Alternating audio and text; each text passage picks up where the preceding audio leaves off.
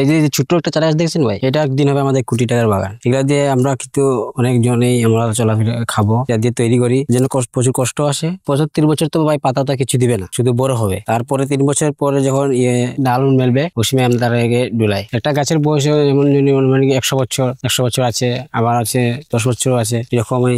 আমরা 4-5 বছর হলে গাছ মানে নার্সারি থেকে বের করে আমাদের ফাঁকা জায়গায় গিয়ে লাগাই। একটা চা গাছ কিন্তু 100 বছর পর্যন্ত বাঁচে। প্রথমে 3 বছর শুধু থাকে, আমরা মানে গাছে পাতা তুলি না, এরা খালি যত্ন করে রাখি, মানে পানি দেই অথবা তারে পরিষ্কার চা গাছের তলে রাখি, যাতে বাচ্চাদের মতন আমরা সেবা করি। আমাদের মনে করো বাচ্চাই চা গাছগুলা। আমি, আমার বাবা করছে, আমার মা করছে, আমার দাদা নানিরা করেছে, আমিও করতে আসি, আমার ছেলেপেলেরাও করবে। এই গাছগুলা 30 বছর পর্যন্ত মানে ভালো পাতা দেই, দামি পাতা, যেগুলো আমাদের আমরা বলি যে এটা সুইস পাতি। এই সুইস পাতির কিন্তু দাম বেশি আমাদের। আর যেটা 100 বছর যে গাছগুলো হয়ে যায়, এই পাতিগুলোর দাম কিন্তু কম থাকে। আর এই যে আমাদের ছোট ছোট যে 30 বছরের যে গাছগুলা, এই পাতিগুলো আমাদের খুব দাম থাকে। এগুলার পাতিগুলা তেমন ডিমান্ড থাকে না, মনে করেন তাও পাতা তোলা হয়। এটা তো বয়স্কর মধ্যে আমরা কি ডালগুলো কেটে ফেলি, কাটার পরে আবার নতুন করে পাতি উঠে। 100 বছর হওয়ার পরে কিন্তু এই গাছটি মরে যায়। মরার পরে এখন এই চারা কি করে, আমরা বলি টেবিল চারা।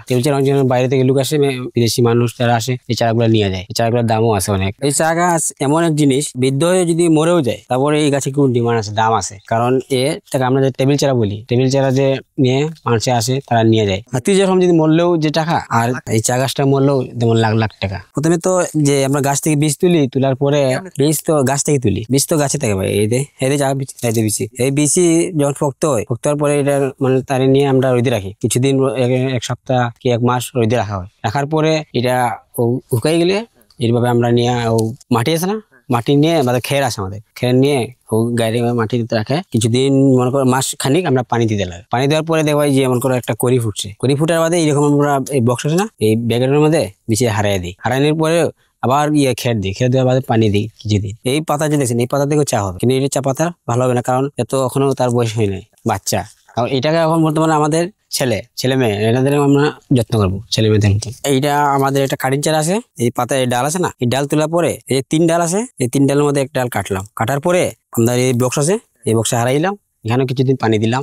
পানি দেওয়ার বাদে যেটা বাঁচবে আর যেটা মরে যাবে। এরকম তো ভাই কোনো গাছ আছে যে মনে করো ফল টল দেয় না, গাছে থাকে, কিন্তু চা গাছ ফলও দিবে, পাতাও দিবে, 100 বছরের বুড়ো চল আমাদের ছেলেমেয়েরাও তুলবে, আমরা তো তুলে যাবো, আমাদের ছেলেমেয়ে তার ছেলেমেয়েরাও তুলবে। নতুন গাছ লাগায় আমরা শীতের সিজন আসে না, এই সিজনে আমরা নার্সারি থেকে গাছ নিয়ে যাই, যেখানে আমাদের মনে করো মাঠ যে ময়দান, এখানে প্রথমে আপোর্টিং করা হয়, টিলাগাই মাটি কোদাল দিয়া করার পরে আমাদের ইয়া আছে একটা, এটা বলে কি অটো গাছ দেওয়া হয়, বাদে এটা মেডলা গাছ আছে আমাদের, বাদে আরো বিভিন্ন ধরনের গাছ আছে। চা গাছের ফাঁকে ফাঁকে আমাদের এই গাছগুলো লাগানো হয়।